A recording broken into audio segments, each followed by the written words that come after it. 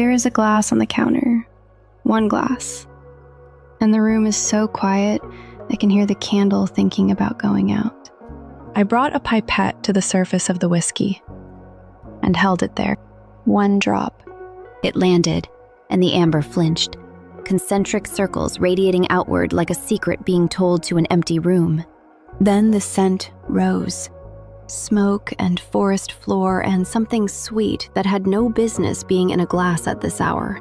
I should tell you what happened next, but first, I need to go backwards. That is how memory works, apparently. In reverse, and with terrible timing. 2026. A woman alone at a bar, holding a glass she hasn't yet tasted, watching a single drop of water rearrange the molecular structure of her evening. Terribly cinematic. I'm aware. 1998. A flat in London, winter. Someone else's fireplace, someone else's whiskey. And my first sip of something that tasted like it wanted to teach me a lesson. My eyes watered. I coughed. I said, "That's lovely," which was a lie. The 14th century. Monks in stone corridors, plague at the gates, calling this liquid aqua vitae, the water of life. They named it that when death was closest, which is either hopeful or deranged, and I have never been entirely clear on which. 42 degrees Celsius. That's the temperature at which your tongue says, "This is hot, be careful." But ethanol lowers that threshold to 34, which means at body temperature, the whiskey registers as burning. 8 degrees. 8 degrees is the distance between a warning and an invitation, between flinching and falling in love with the thing that made you flinch. I lifted the glass. I didn't drink. I held it just below my nose and closed my eyes, and the candlelight threw shadows that crawled along the wall like something searching. Which is all terribly dramatic, I know, but the scent was doing something extraordinary, and I refuse to apologize for noticing. The bar was nearly empty. That particular kind of empty that happens after midnight and before intention, when the people who wanted to be somewhere have already gone, and the people who remain are the ones who didn't have anywhere better. I was, for the record, firmly in the second category. I mention this because I believe in transparency, even when it's unflattering, especially then. The candle on the counter had melted into a shape that suggested commitment issues, leaning hard to the left, as if it too were considering leaving. I hung my coat on the back of the chair. It dripped once onto my shoe. I adjusted it. It dripped again. I let it. The bartender set the glass down without ceremony. No flourish, no explanation. Just a tulip-shaped crystal, wide at the base, narrow at the lip, placed in front of me the way a doctor places a prescription on the counter. Here, this will help. Or at least, it won't make things worse. The glass was engineered, I would later learn, to gather scent the way a cathedral gathers silence, funneling it upward, concentrating it into a single point of entry. But at that moment, I didn't know any of that. I only knew the amber caught the candlelight as I lifted it, and the light passed through the liquid and into my eyes, and the past, uninvited, unannounced, and frankly a bit rude, flooded in. I am getting ahead of myself, which is, I should warn you, something I do. Let me go back. The first time I drank whiskey, I was 23, London, February. A flat that belonged to someone I was trying to impress, which is already a dangerous opening to any story. The fireplace was real. Actual logs, actual flame, and I remember thinking this was the most sophisticated evening of my life, which tells you everything you need to know about what my life had been up to that point. He poured 2 fingers of something golden into a glass I now recognize was entirely wrong for the purpose. A rocks tumbler, squat and wide-mouthed, the kind that lets half the scent escape before you've even lifted it. But I didn't know that then. I didn't know anything then. That was, in retrospect, the appeal. I brought the glass to my lips, and the liquid touched my tongue, and my tongue objected strongly. There is a receptor. I know this now, I didn't then, called TRPV1. It's the same receptor that registers the heat of a chili pepper, the scald of boiling water. The moment your hand gets too close to the stove and your body says, move.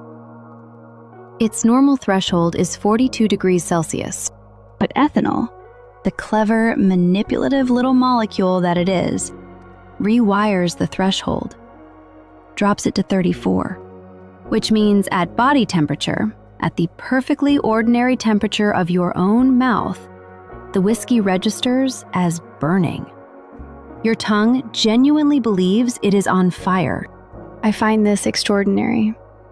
I also find it a useful metaphor for a number of things I'm not going to get into right now. But I could. I have time. That first sip.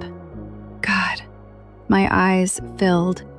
Not with emotion, with reflex. My body coughing before my brain could intervene, as if to say, why have you done this to us? We were perfectly fine before. We were having a nice evening with a fireplace. I set the glass down. I picked it up again. I set it down. I realize I'm describing the opening movements of a relationship, and I should probably stop, but, well, it's true. The glass went up and down like a conversation I couldn't quite commit to. The man across the room was watching. I could feel it. I took another sip, smaller this time, and I held it. And then something shifted. The burning didn't disappear. That's not how it works. But it receded, the way a wave pulls back from shore.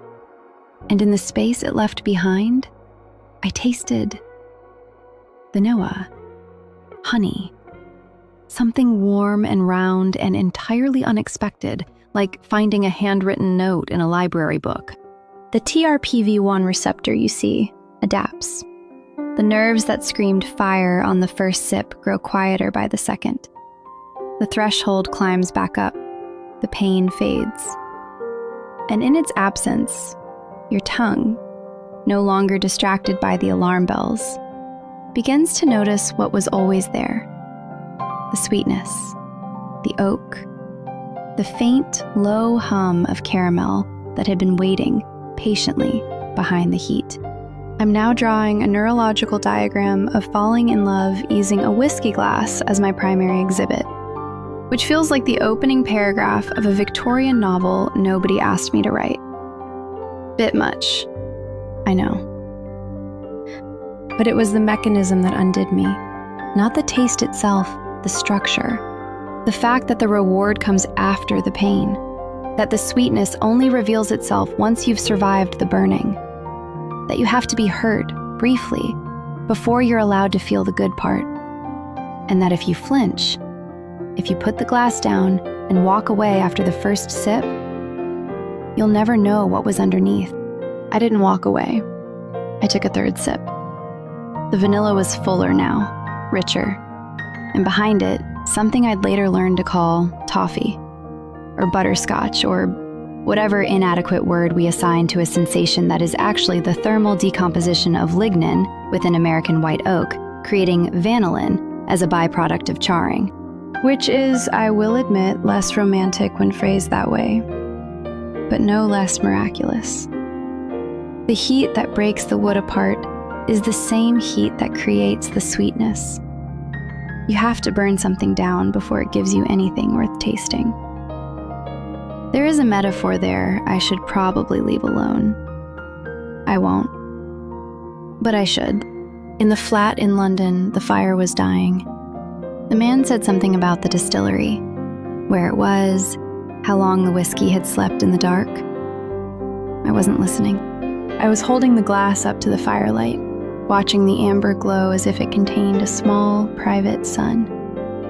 The light moved through the liquid and landed on the wall behind me. A warm diffraction, a tiny projection of something I couldn't name. In my defense, I'd had 1.5 glasses and no dinner, But it wasn't the alcohol. It was the realization, absurd, unwanted, and arriving with no warning whatsoever, that I had been, for the previous 4 minutes, entirely present. Not performing, not calculating, just tasting.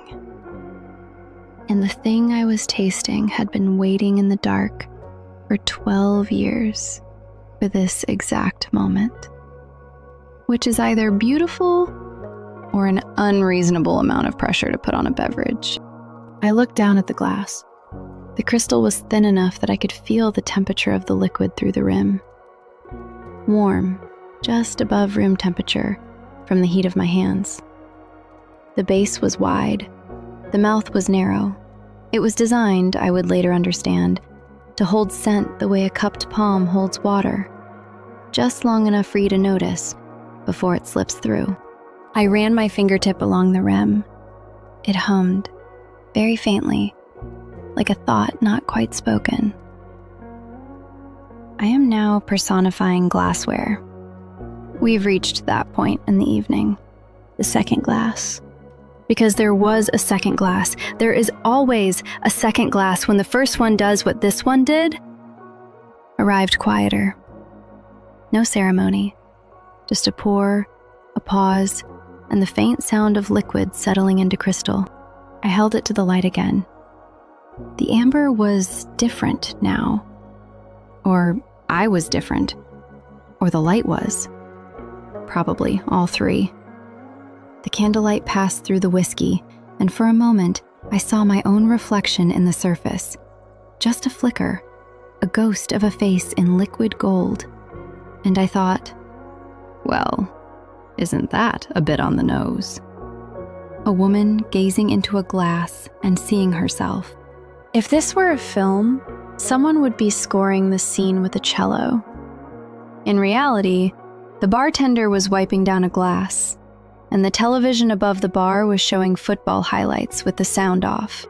But the taste was real. The burn arrived quieter this time, a greeting instead of a warning. And beneath it, the vanilla again, deeper now, and behind the vanilla, something darker, richer. Dried fruit, perhaps, or the memory of dried fruit. Or the memory of someone who smelled like dried fruit, and winter mornings, and libraries after closing. I'm romanticizing a beverage. But stay with me, it gets worse. I set the glass down. The candle flickered. Outside, it had started to rain. I could hear it on the window, a soft, irregular tapping, as if someone were trying to get my attention, but didn't want to be rude about it.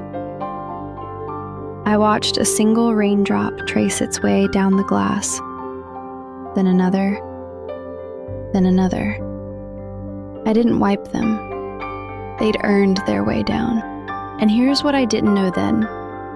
What I'm sitting in this bar 27 years later, understanding now, with a different glass in front of me, and a different kind of quiet. The vanillin that made that first whiskey sweet is one of the least volatile compounds in the spirit. Everything else evaporates. The lighter notes, the fruit, the floral, the bright ephemeral things. They rise and disperse and disappear. But the vanilla stays. You can pour the whiskey, drink it, leave the glass on the counter overnight, come back the next morning, and the vanilla is still there, lingering in the empty glass like the last guest at a party who refuses to take the hint. The lowest, heaviest thing is the thing that stays longest. I'm drawing conclusions from this that I probably shouldn't. About what endures. About what matters. About the fact that the compounds which linger are not the ones that shout. I should stop. I should finish my drink and go home. I should not be sitting in a bar at this hour, constructing a theory of human attachment from the volatility index of aromatic compounds. But the glass is warm in my hands, and the candle is still going. And the rain is doing that thing on the window, and I wasn't ready for any of this. Not 27 years ago. Not tonight. I lifted the glass one more time. The light passed through the amber, the same amber, or its descendant, or its echo, and I thought, this is how it starts. Not with a declaration, not with a grand gesture, with a burn you survive, and a sweetness you didn't expect, and a warmth that stays in the empty glass long after you've finished. Which is either a love story or an origin myth. I've never been entirely clear on the distinction. I suspect the pipette was waiting on the counter. A slender glass instrument, medical in its precision, placed beside my whiskey like a surgical tool next to a patient.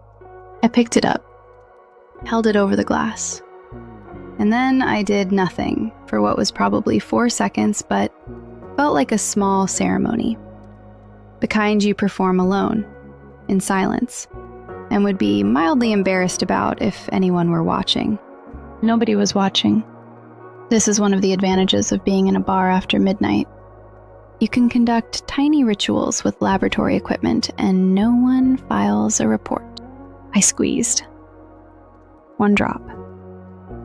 It fell from the tip of the pipette and struck the surface of the whiskey, with a sound so small, it was barely a sound at all.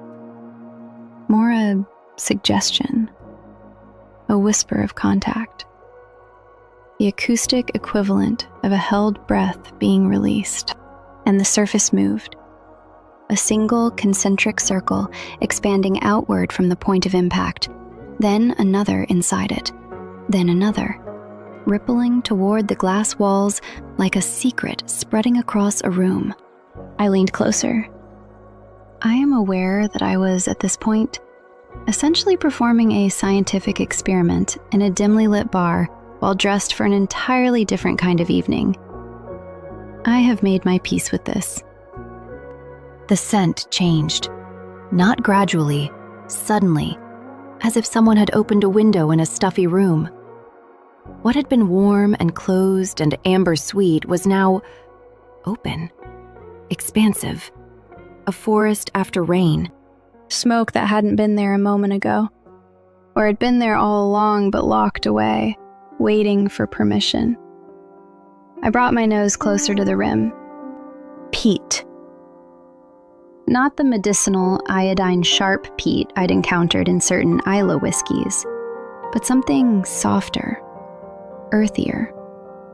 The smoke of a dying campfire on a hillside, heather and damp wood, and the distant memory of someone warming their hands over embers. There is a molecule responsible for this. I learned its name later and fell a little bit in love with it. Guaiacol, a phenolic compound, hydrophobic, meaning it hates water, truly hates it, and this hatred is the entire mechanism. In a glass of whiskey at 50% alcohol or above, guaiacol is comfortable. The alcohol molecules cluster together in the liquid, and guaiacol tucks itself inside these clusters like a cat curling into a warm spot on a sofa. Hidden, content, which means the scent, the smoke, the peat, the campfire, stays trapped in the depths of the liquid, present but inaccessible. I am now describing a molecule's commitment to avoidance and finding it uncomfortably relatable. We're moving on. But when you add water, when a single drop lands on the surface and the local alcohol concentration dips below 45%, everything changes. The water pushes in. The alcohol clusters, suddenly outnumbered, begin migrating toward the surface, toward the air, toward escape. And guaiacol, loyal to its ethanol companions, follows. It rises. It breaks the surface.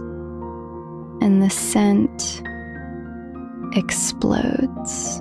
A team at Linnaeus University in Sweden, Bjorn Carlson and Rand Friedman, published in Scientific Reports in 2017, ran the simulations to prove it. Below 45%, guaiacol's migration to the liquid-air interface increases dramatically. The molecule that was hiding in the depths is now right at the top, right where your nose meets the glass, and it is not being subtle about it. 1 drop. That's all it took. I watched the concentric circles fade and lifted the glass again. The transformation was remarkable. Remarkable will do. The smoke was there now, present and warm, but beneath it a sweetness that had been muted before, a honeyed richness that the water had coaxed from wherever it had been sleeping. I closed my eyes. The peat shifted registers, from campfire to something more specific, more intimate. An evening. An actual evening, years ago, in a cottage somewhere in the Highlands. Not mine. Someone else's cottage, someone else's fire, someone else's hand pouring water into whiskey, with the same small ceremony I'd just performed alone, at a bar counter at midnight. They added water, too. I remember that now. A careful drop. A pause. A shared silence that wasn't awkward, which is the rarest kind. I should explain about the peat. Because not all peat is the same. And the difference matters enormously to approximately 14 people on the planet. And I appear to be one of them. On Isla, the westernmost whiskey island, there are almost no trees. The peat there is made of seaweed and moss, a marine sediment compressed over millennia. When you burn it, the smoke is rich in phenol and cresol, compounds that smell like a hospital corridor on a Tuesday. But inland, in the highlands, in the places where forests grow and heather blooms in autumn, the peat is different. Made of wood and flower and root, heavy with lignin. When this peat burns, the heat breaks the lignin apart and releases guaiacol in abundance. And guaiacol doesn't smell like a hospital. Guaiacol smells like a bonfire. Like smoked bacon on a Sunday morning. Like a fireplace in a room where someone you love is reading and hasn't noticed you've come in. Same word, peat. Same process, burning. Entirely different personality. I find this comforting and also deeply unfair because it means you cannot judge a whiskey by its category, only by its origin. The woman in the Highlands cottage? I haven't told you about her yet, and I'm not sure I'm going to, because some memories are better left as scent. She poured the water the same way. 1 drop, waited.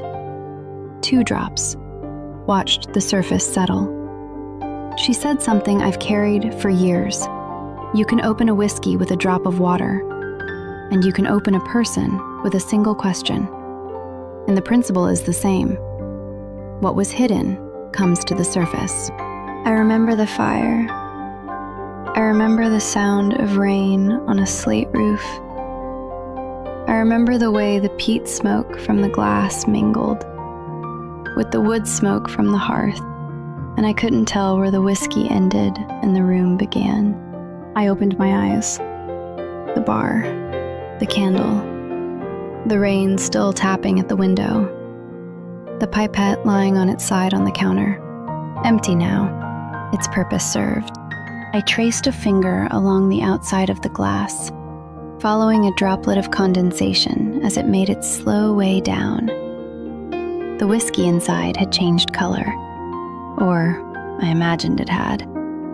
Slightly paler where the water had entered, a small disruption in the amber, already healing, already reintegrating.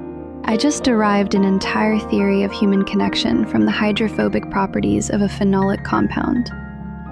If this were a perfume advert audition, I'd have got the call back.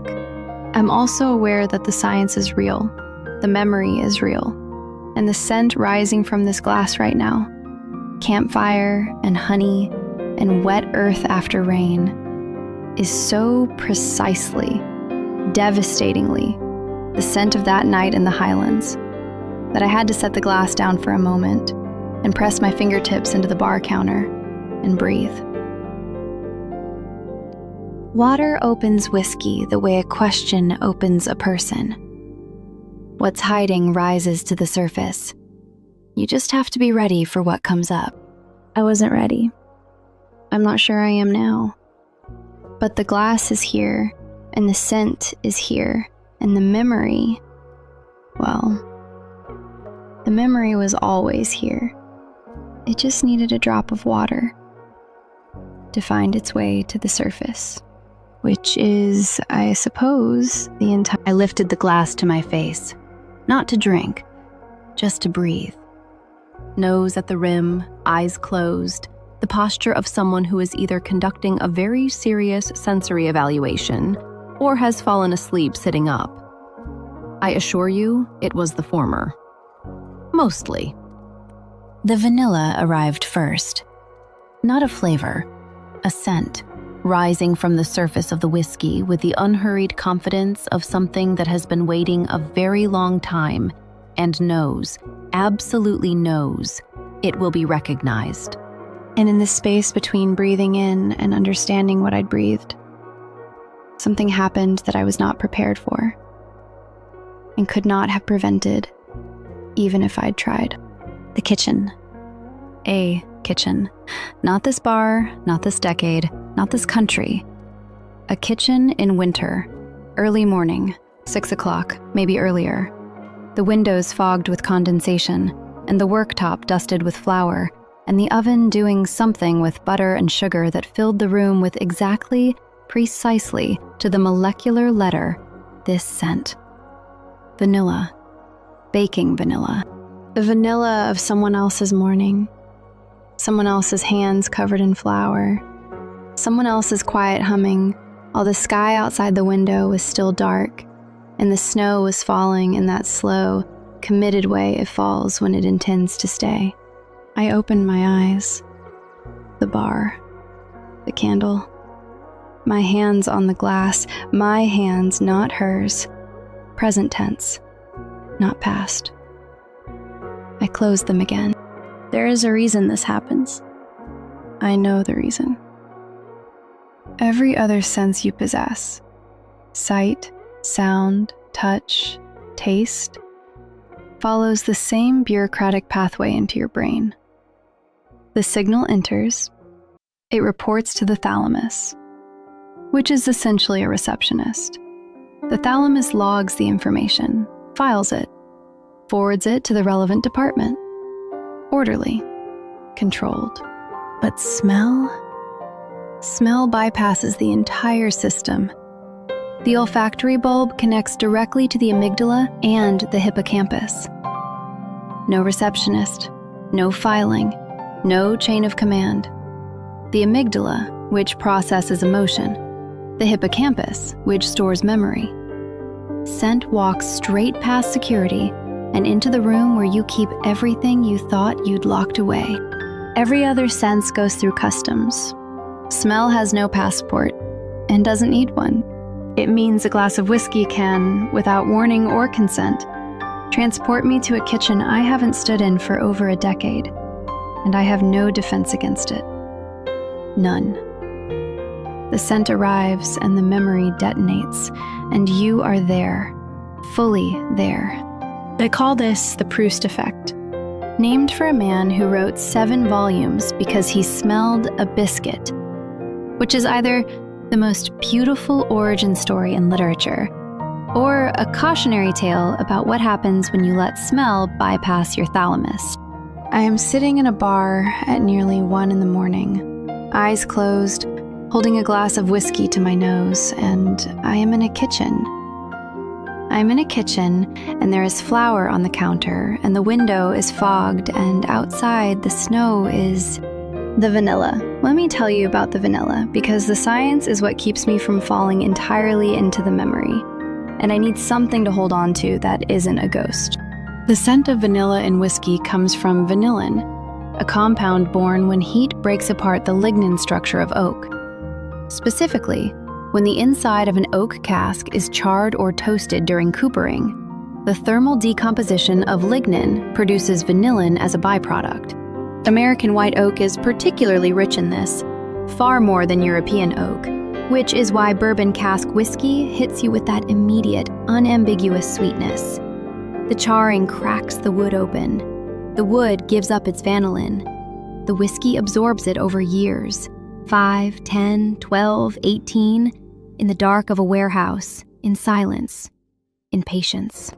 And then someone pours it into a glass, and someone else lifts that glass to their nose, and the molecule enters the olfactory epithelium, and the signal bypasses the thalamus and arrives directly at the hippocampus. And hippocampus says, "Oh, I remember. I remember this." The thing about vanillin is its volatility, or rather its lack of volatility. Vanillin has a relatively low vapor pressure. The lighter compounds, the esters that produce fruit and floral notes, they rise quickly and dissipate into the air. They're the first to arrive and the first to leave, like guests who make a brilliant entrance and then disappear before dessert. But vanillin sits low. It moves slowly. It doesn't shout, and it stays. You can drink the whiskey, finish the glass, leave it on the counter overnight, come back in the morning, and the vanilla is still there. Everything else is gone, but the vanilla remains, clinging to the inside of the glass like a memory that refuses to be forgotten.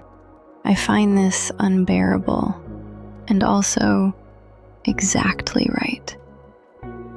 The lowest thing, the heaviest thing, the thing that doesn't shout. That's the thing that stays. I'm aware I'm doing it again, building an entire philosophy of human connection from the physical properties of an aromatic compound. A neuroscientist would say I'm overreading the data, and a poet would say I'm underreading it. And both of them would be correct. The bartender has very politely asked if I'd like some water, which is either concern for my hydration or a gentle suggestion that I've been doing this for too long. But the kitchen, let me go back once more. The kitchen with the fogged windows and the flour and the snow. I was standing in the doorway. She hadn't heard me come in. The radio was playing something I can't remember. The oven was on. The windows were opaque with steam. She was measuring something into a bowl with the concentration of someone diffusing a device. And I watched the flour drift through a slant of light from the window. The first light of morning, gray-blue and tentative. And I thought, I will remember this. Not the moment itself, necessarily. Not the details. But the scent. The scent I will keep. And I did. I kept it without trying, without intending to, without knowing I was keeping it. The hippocampus filed it in a drawer I didn't have the key to, and it stayed there for 12 years. 13. Until tonight. Until a glass of whiskey in a bar I've never been to before released a molecule of vanillin that matched the molecule of vanillin that was in that kitchen on that morning. And the drawer opened, and I was there again. Smell is the most dangerous sense. I believe this completely. Not because it's the most powerful, but because it's the only sense that doesn't give you time to prepare. A photograph gives you warning. A song gives you a few bars to brace yourself. But a scent arrives and the memory is already there, already happening, already pulling you under before you've breathing. There's no buffer, no thalamus to slow the signal. Just the molecule and the memory and the sudden, absurd fact that you are simultaneously in two places at once. A bar in 2026 and a kitchen in 2012. And neither of them feels more real than the other. I opened my eyes. I ran my fingertips along the wood grain of the bar counter, slowly, as if reading something written there in a language I once knew. The glass was warm from my hands. The candle was still going, which I found unreasonably reassuring. Outside, the rain had settled into a steady rhythm. Not dramatic, not cinematic, just rain doing what rain does, which is fall, and keep falling, and not apologize for it. I brought the glass to my lips. I took a sip, and the vanilla was there on my tongue, warm, heavy, faithful. And behind it, the ghost of a kitchen, and behind that, the ghost of a morning, and behind that, the ghost of someone standing in a doorway, watching flour drift through light, thinking, I will remember this. I should probably talk to someone about the fact that I just performed a neurological autobiography using a whiskey glass as a delivery mechanism. A therapist. A friend. The bartender, who is at this point giving me the look that bartenders reserve for people who have been staring into a glass for 7 consecutive minutes. Instead, I tilted the glass, watched the candlelight move through the amber one more time, and breathed in. The vanilla was still there. Of course it was. It's always still there. The glass was empty. I don't remember finishing it, which is either a comment on the quality of the whiskey or the depth of the memory. And I suspect it's both. I held it up to the candlelight. The inside was still wet, a thin film of amber clinging to the crystal, and along the walls of the glass, something was happening. Slowly, quietly, the way most important things happen in my experience. Legs, that's what they call them. The trails of liquid that form on the inside of a whiskey glass after you've swirled it or drunk from it. Droplets that gather at the rim and then slide slowly back down toward the bottom. I watched them descend. One, then another. Unhurried, deliberate, beautiful. There's a common belief about legs, that the slower they fall, the sweeter the whiskey. That thickness means sugar. That viscosity means tenderness. I believed this once. I believed a lot of things once. The truth is less romantic, which is usually the case. The legs are not sweetness, they're physics, the Marangoni effect. Alcohol evaporates from the thin film on the glass walls faster than water does. As the alcohol departs, the remaining water molecules cling to each other, surface tension pulling them into droplets. And those droplets grow heavy and slide down under their own weight. What looks like sweetness is actually absence. What looks like lingering is actually the residue of something that's already gone. I should stop drawing parallels. I'm going to draw the parallel anyway. Something leaving. The remainder mistaken for something still present. The beauty of the trail confused with the beauty of the thing that made it. Slow doesn't mean sweet. Sometimes slow just means the empty space is taking its time to settle. The bartender collected the bottle from behind the counter and moved it to a lower shelf. A small, unremarkable action, but I noticed the level. The bottle was 2/3 gone, and the amber line sat lower than it had when I'd arrived. Angels. That's who they blame. The angels share.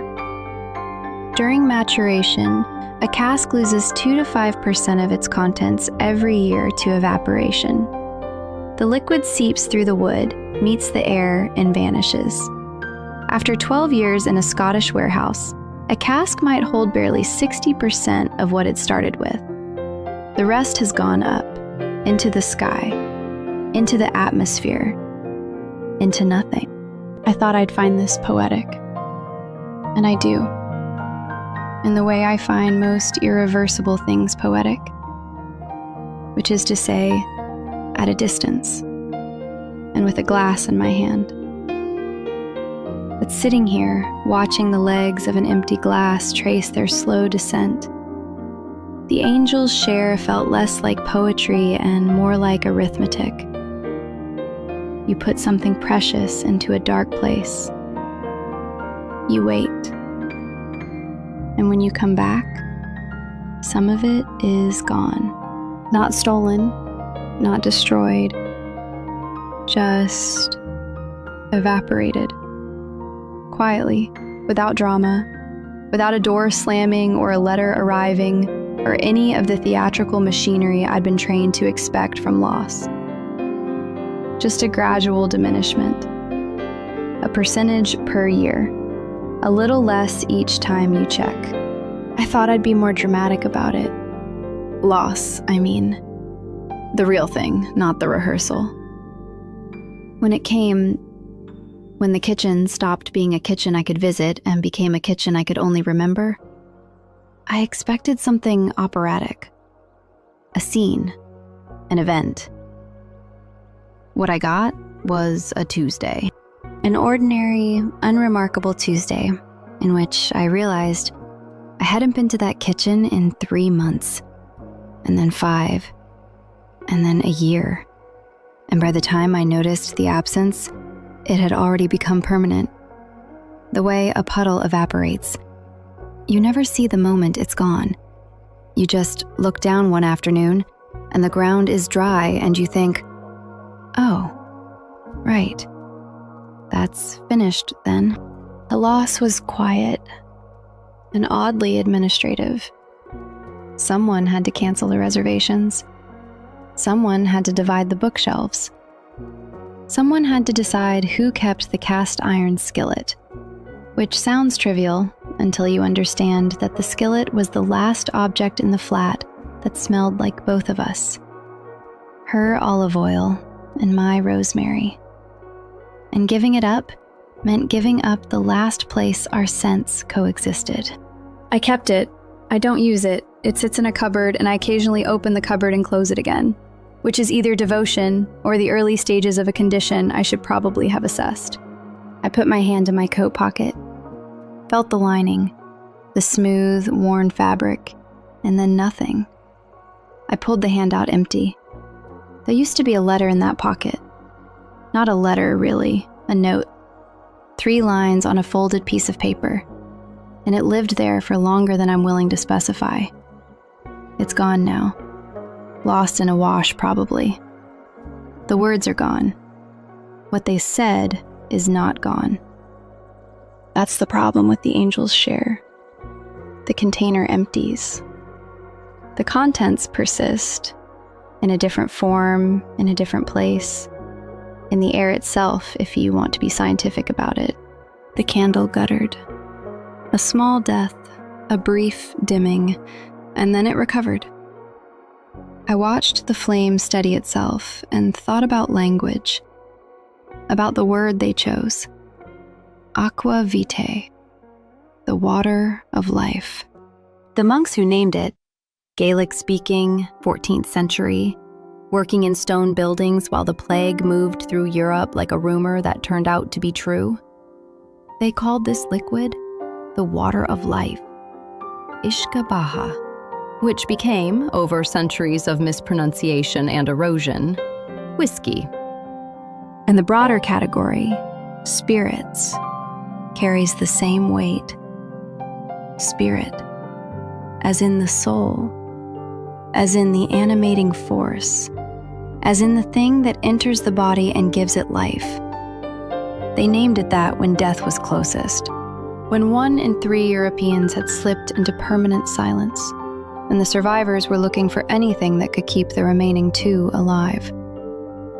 They held a flask of distilled grain to the lips of a dying man and called it the water of life. Because what else do you call something when you're that desperate? I find the etymology unbearable. Not because it's sad, I can manage sad, but because it's hopeful. They were naming against the darkness, insisting on life in the language itself, as if the word could do what the liquid couldn't. And maybe it did. Maybe the word outlasted the cure. Maybe the fact that we still say whiskey, still say spirit, is the real survival. Not the liquid, but the name. Carrying its meaning across 7 centuries like a prayer someone forgot they were still saying. I stared at the empty glass. The legs had finished their descent. The inside was nearly dry, just a faint sheen of amber catching the last of the candlelight. I thought about refilling it. I thought about not refilling it. I thought about the space between those two thoughts, which is where most of the important decisions in my life seem to happen. Not in the choosing, but in the pause before the choosing. I reached for my coat pocket again. Stopped. Let my hand rest on the bar counter instead. The wood was warm where my elbow had been. A small transferred heat. A residue. The bartender looked over, not asking, just present. The television above the bar was showing something I couldn't identify, images moving with the sound off, light and color without context, which is essentially what memory looks like from the outside. I lifted a finger. He understood. Another pour. Another beginning. But first I sat with the empty glass for a moment longer. Because that's what you do, isn't it? You sit with the empty thing. You don't rush to fill it. You let the absence be the absence. You let the legs finish falling. You let the angels have their share. Outside, the rain was still falling. Inside, the candle was still trying. And I was still here, which is, I suppose, the only thing that matters. Still here, after everything. Still here. The replacement arrived without fanfare. The bartender set it down with the economy of someone who has done this thousands of times and understands that the gesture doesn't need language. I didn't lift it. Not yet. I let it sit. Let the amber settle. Let the new light find the new glass. And I thought, not for the first time, not for the last, that the distance between a full glass and an empty one is the same distance as a year, or a decade, or a life. It's just a question of how slowly you... Morning arrived the way morning does when you've been up too late. Not as a greeting, but as a correction. A quiet, firm insistence that the world has continued without your participation and would appreciate it if you'd catch up. The light through the window was different. Not candlelight. Not bar light, just light. Gray and soft and entirely unsentimental. I was on the sofa by the fireplace. Not the bar's sofa. My own. The old one with the sagging left cushion that I keep meaning to replace and never do, because replacing it would mean admitting I bought a sofa with a defective cushion and lived with it for 6 years. The fire had gone out. Of course it had. Fires do that when you forget to feed them. But the glass was still there. On the side table, where I'd set it the night before, empty, tilted slightly to the left, leaning against a stack of books I hadn't read. The morning light was doing something to the crystal, not the warm amber glow of candlelight, not the dramatic chiaroscuro of a bar at midnight, but something plainer and more honest. Just a glass. Just the residue of an evening. Just the evidence that I'd been here, in this room, doing the things I'd done. I picked it up, brought it to my nose. And this is the part that makes me want to write letters to chemists and thank them. The vanilla was still there. Everything else had gone.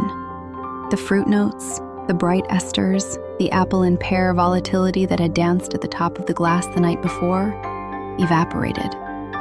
The peat smoke, the guayacol that had risen so dramatically when the water hit, dispersed into the room, into the air, into yesterday.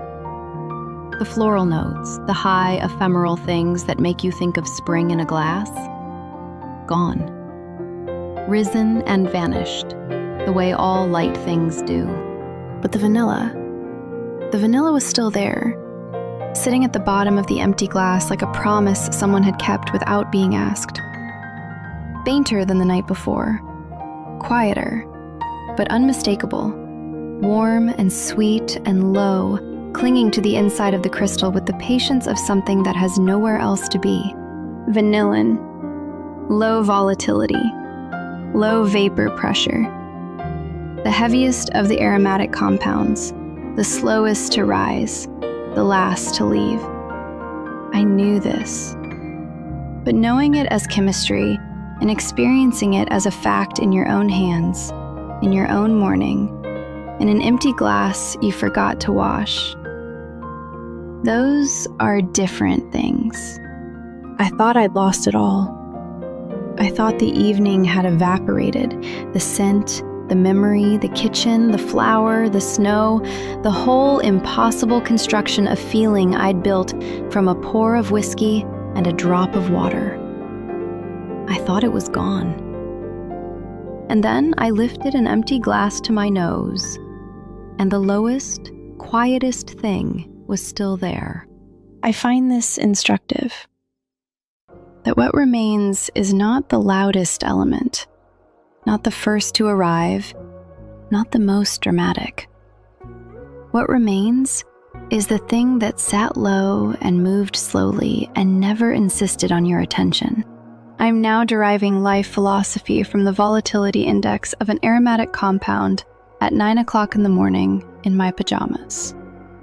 I may need two kinds of help. I stood, walked to the window.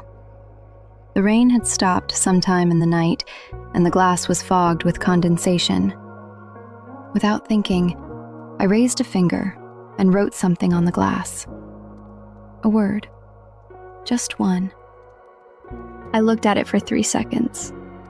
Then I wiped it with my sleeve, briskly, the way you erase something that was never meant to be permanent. If you're wondering what I wrote, I'll tell you it was nothing important, in a tone that I hope communicates that it was the most important thing in the room. The morning light was shifting, moving across the floorboards, reaching toward the piano in the corner. The old upright I inherited from someone who played it better than I do, which is essentially everyone. I walked over, sat on the bench, placed my fingers on the keys, and didn't play. Which is either restraint or cowardice. I've never been entirely clear on the distinction. My fingers rested there, on C, E, G, the shape of a chord I'd learned before I learned what chords meant, and I held them without pressing down. The potential of sound, the architecture of music without the music itself. I lifted my hands and folded them in my lap and sat with the quiet, which was not comfortable but was, I think, necessary. George Bernard Shaw once said, "Whiskey is liquid sunshine." Liquid sunshine. The idea that what's inside the glass is not merely flavor, not merely chemistry, but captured light. Sunlight that fell on a field of barley in some particular year, that was absorbed by the grain, that was converted through photosynthesis into sugar, that was fermented into alcohol by organisms too small to see, that was distilled and placed in a dark cask in a dark warehouse where no sunlight could reach for 10 or 15 or 20 years, and then poured into a glass and held up to a candle, and the light returned. Liquid sunshine. Light that went into the dark and came back changed. I sat at the piano and thought about casks, about what happens in the darkness, about the fact that everything we call flavor in whiskey is born from the interaction between spirit and wood in the total absence of light. The cask breathes. The spirit seeps into the oak. The oak gives up its compounds, slowly, molecule by molecule, year by year. Angels take their share. Time passes. And when it's over, what emerges is richer and deeper and more complex than what went in. I should tell you about refill casks, because this is the part that made me sit at this piano bench and nearly play a chord and then not play it, because the feeling was too precise for music and too large for silence. A refill cask is an oak barrel that has already been used once. The first fill extracts the most aggressive compounds, the loud flavors, the obvious ones. By the time a second whiskey enters the same cask, the loudest elements are spent. What remains is subtler, quieter. And here's the thing. Refill casks are better for long maturation, not despite being diminished, because of it. A cask that has already given its most intense flavors is a cask that will not overwhelm a spirit over 30 years. It will support the spirit, hold it, let it breathe, let it become, slowly, whatever it's going to become, without imposing its own character too strongly. A fresh cask, full of its own potency, would bully a spirit over 3 decades. But a cask that has been used before, a cask that has been opened and emptied and entered again, has the space, the gentleness, the capacity to hold something for a very long time without crushing it. Something that has already been through it once makes a better vessel for the long haul. I am now extracting existential meaning from cooperage, and I should probably eat breakfast. The oatmeal isn't going to make itself.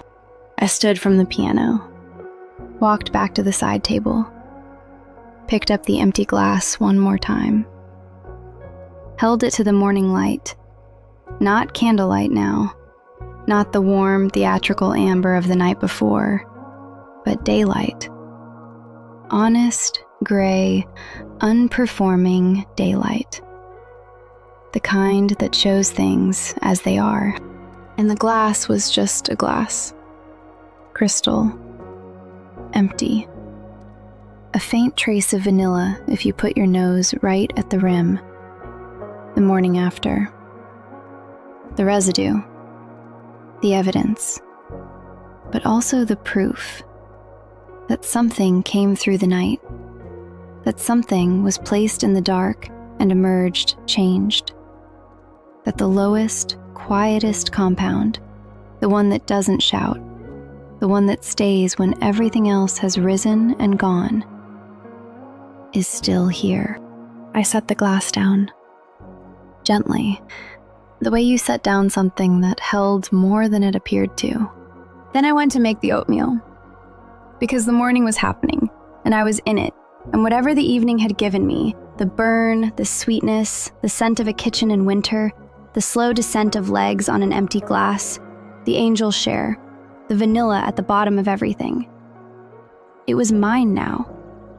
Not the whiskeys, not the casks, not the memories. Mine. Which is either a resolution or a consolation. I've never been entirely clear on the distinction. I suspect the scene changed. I'm not sure when. Somewhere between the oatmeal and the afternoon, and the long gray hours of a day spent doing the small administrative things that fill a life between its moments of meaning. Laundry, emails, the quiet tyranny of a grocery list. Something shifted. A decision arrived. Not dramatically. Decisions never arrive dramatically when they matter. They arrive like weather. You look up, and it's raining, and you think, oh, I suppose I should get a coat. I got a coat, I got a bottle, and I stood on a doorstep that was not my own. Edinburgh, New Year's Eve. The city smelling of wood smoke and cold stone, and the particular electricity that gathers in the air when a million people are counting toward the same second. I could hear the crowds on Prince's Street, distant, muffled, the collective murmur of anticipation. Above the castle, someone was setting up fireworks. I could see the silhouettes of technicians moving on the ramparts. like stagehands preparing for a performance the audience had been waiting a year to see. I was not going to the fireworks. I was going somewhere smaller. I was going to a door. Hogmanay, the Scots have a word for it. Hogmanay is the last night of the year, but it is also the first morning of the next. And the tradition that lives in the seam between those two is called first footing. The first foot. The first person to cross your threshold after midnight. In the old tradition, this person determines the luck of the house for the coming year. And the first foot must bring gifts. Coal for warmth, salt for flavor, bread for sustenance, and whiskey. Whiskey for everything else. There is a further condition. The first foot should be a dark-haired person. Blonde hair or red hair recall the Viking raiders. Dark hair means safety. Dark hair means the visitor comes in peace.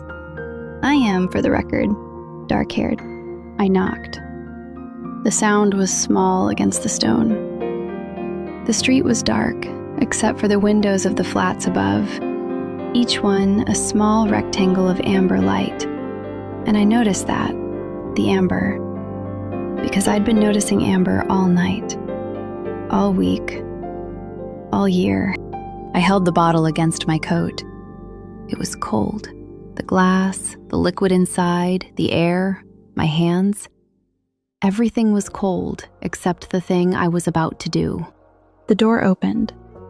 Light, warm air, the scent of something cooking, not baking, not vanilla, but something savory and rich that hit the cold night like an embrace. And a face. A familiar face. I held up the bottle. She looked at it, looked at me, looked at the bottle again, and then she laughed. A short, surprised sound. The kind of laugh that happens before you've decided whether to laugh, and stepped aside, and the doorway was open, and I walked in. The flat was small and warm and lit by candles. Not for atmosphere, she told me later, but because the overhead bulb had gone out 2 days ago and she hadn't got round to replacing it, which is perhaps the most honest form of candlelight available. The table had 2 settings, 2 glasses. She'd been expecting someone, or she'd been hoping someone, or she'd set 2 places because the old superstition says you should always have room for the visitor who hasn't yet arrived. I didn't ask which. Some questions are better left as possibilities. I set the bottle on the table. She produced a knife and cut the foil. I pulled the cork, a proper cork, not a screw cap, and it came out with that small, satisfying exhalation, that tiny pop of release. The sound mattered. The ritual mattered. The fact that this particular bottle had been sealed for however many years and was now being opened, here, in this flat, with this person, at this hour, that mattered. She held out the glasses. 2 crystal tulips, not matching, not a set, one slightly taller than the other, both with thin rims and wide bases.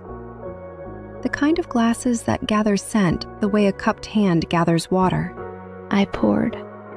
Into hers first, then mine. The amber caught the candlelight, and there it was. The anchor. The same amber I'd seen in the bar the night before. The same warm frequency of light passing through liquid. But the light was different now. Not a single candle on a bar counter, viewed alone. 2 candles on a kitchen table, viewed together. The angle had changed. The context had changed. The amber was the same, and everything around it was not. She lifted her glass. I lifted mine. They met in the space between us with a sound. A small, clear chime, crystal touching crystal, that seemed to last longer than physics should allow. A single note hanging in the warm air of a candlelit kitchen, while outside the fireworks began and Edinburgh erupted into the new year and 1,000,000 people cheered for the turning of a clock. And we stood, 2 women in a small flat, holding glasses of whiskey in the light, and the chime faded, and the silence after it was the good kind. I didn't know what whiskey it was. I'd bought it that afternoon from a shop on the Royal Mile, chosen not for its provenance or its age statement or its cask type, but for the colour of the label. I didn't read the tasting notes. I didn't check the ABV. I picked it up because it felt right in my hand. And it didn't matter which whiskey, which distillery, which region, which cask, which year, because the point was not the whiskey. The point was the pouring. The point was 2 glasses, not 1. The point was a door that opened, and warm air that met cold air, and a face that laughed before deciding to laugh, and a sound, crystal meeting crystal, that turned a night into a new year. I took a sip. She took a sip. The whiskey was fine, good, warm. I tasted vanilla because I always taste vanilla now, because vanillin has ruined me for objectivity, and I've accepted this. But I also tasted something the tasting notes wouldn't list. The warmth of someone else's kitchen, the sound of fireworks through a window, the specific quality of silence that happens between 2 people who have decided, without discussing it, that this is where they want to be. Aqua vitae, the water of life. The monks named it that in the 14th century, in the dark, with death at the gates. And I think they were right. Not because the liquid saves you. It doesn't. It can't. It was never meant to. But because of what it asks you to do. Pour it. Share it. Lift the glass. Meet someone's eyes. The water of life is not the water you drink alone. It's the water you carry to a doorstep at midnight and offer to someone who opens the door. I set my glass down. She set hers down. The candles were still burning. The fireworks outside had settled into their rhythm. Bursts and silence. Bursts and silence. The city's heartbeat counting out its first minutes of something new. The amber in the glasses had shifted, deeper now, or darker, or simply different in this light, at this hour, in this company. The same whiskey, a different experience. Which is, I suppose, the entire thesis of the evening, and the evening before it, and probably every evening I will spend with a glass in my hand from now until I stop spending evenings. The water of life. I think the name was right all along. Not because life is in the liquid, but because life is in the act. The pouring, the sharing, the first foot across the threshold, the dark-haired visitor carrying coal and salt and bread and whiskey to the door of someone who sat 2 places at a table and waited. I looked at the glass, the amber, the light moving through it one more time, and I thought, this is either the end or a beginning, and the only difference between the 2 is whether you put the glass down or pick it back up. I picked it back up. She did too. And the year began, which is, I know, all terribly dramatic, bit much. But every word is true, and I have no intention whatsoever of apologizing.